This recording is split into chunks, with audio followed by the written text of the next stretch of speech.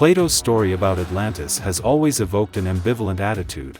Almost everyone believed him and only a few from the very beginning perceived it as poetic fiction in the sense that whoever created it, drowned it. Strab. Geogr. 2:3-6. And it is true that the edifying meaning of other Platonic myths is understandable primarily because Plato himself accompanies each myth with moral or other edification, and the legend of Atlantis, for all its vastness, is not accompanied by any edification. Moreover, it does not explicitly contain it. Hence the widespread belief that the legend of Atlantis is not a myth at all and that this is a very real, albeit to a certain extent poetized story. Atlantis really existed and someone told Plato about it, and Plato told everyone else. Hence the natural desire to find the remains of a wonderful island or, better, the whole island. The literature about Atlantis is huge, but at least 9/10 consists of attempts to guess the location of the Atlantean kingdom and or identify with it some, almost any, geographical area, whether it is an island in the Aegean Sea or, in one of the most dashing and most recent hypotheses, Chukotka. Philologists and historians of philosophy usually treat such hypotheses critically at best, as a not entirely innocent delusion, and at worst as ignorance or insanity. The best case should be understood as attempts to identify one or another archaeological site of the ancient Mediterranean as the remains of Atlantis. This is often the sin of archaeologists. The worst is the finding of Atlantis at the tip of the pen, that is, anywhere. This is mainly the sin of those who either did not read Plato, or did not read in a row, or, most often, contentment with pamphlets like What We Know About Atlantis. Here we will have to make a digression, in an article with the title, Atlantis, Almost Inevitable.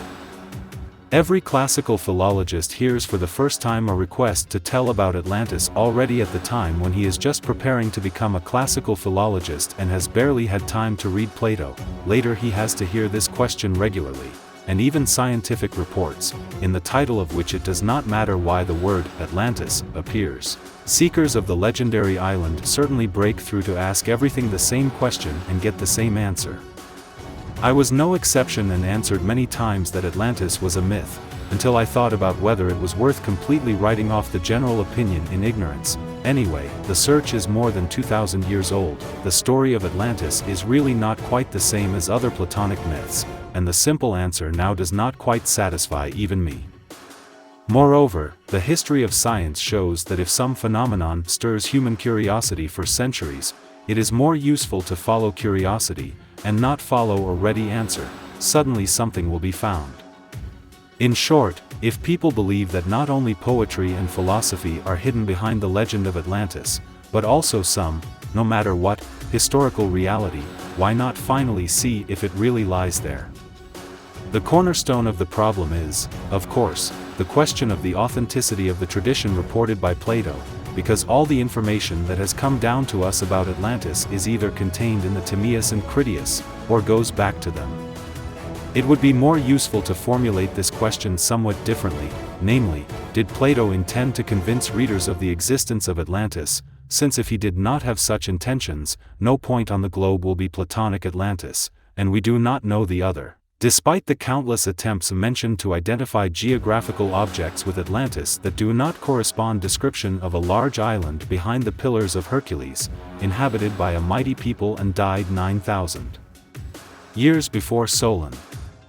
It is impossible to correct this description in the direction of reliability, because it is not known in which direction the reliability is, so further we will talk only about this real Atlantis, which is described in the Timaeus from beginning to end, but briefly, and in the Critias in detail, but with a break in the most interesting place.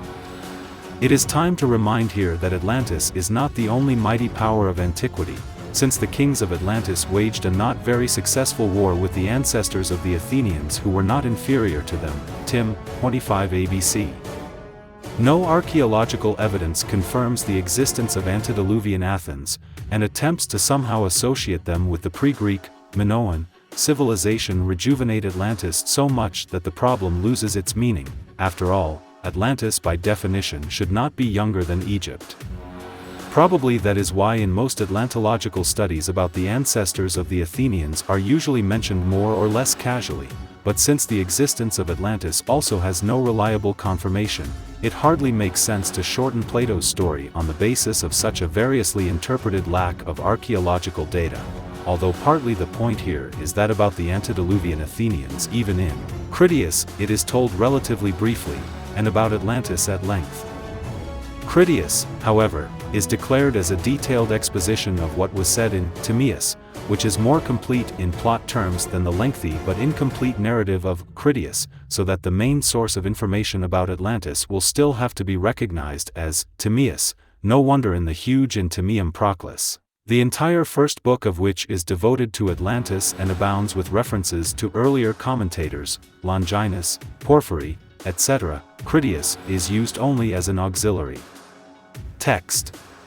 And it is true, in the Timaeus, Critias promises to tell about Atlantis in more detail and then fulfills the promise, which means that his story is an illustration of the Timaeus, and in the Timaeus, the history of Atlantis can be understood only in the context of the entire dialogue.